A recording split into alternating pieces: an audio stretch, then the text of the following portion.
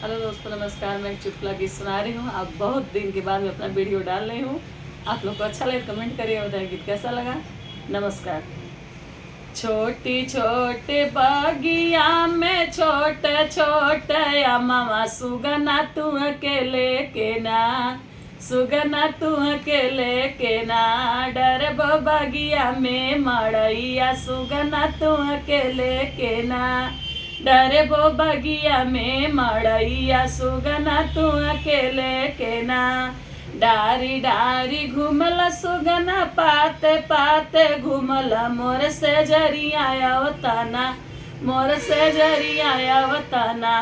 बन के हमारो सजनवा मोर से जरिया तना,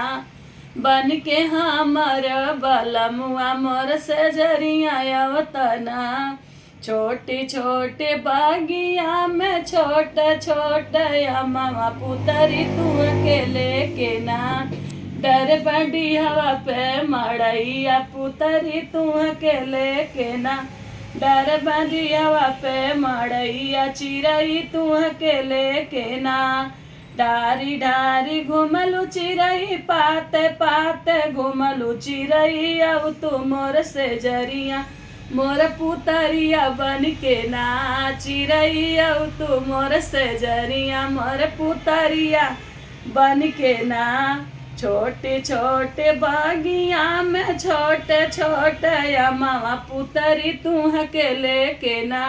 डर बड़ी हवा पे मड़ैया चिड़ई तू के लेके ना, डर बड़ी हवा पे मड़ैया चिड़ई तू के लेके ना, काठवा के पुतरी बनी सरगवा से उतर तू पुतरी तू के लेके ना,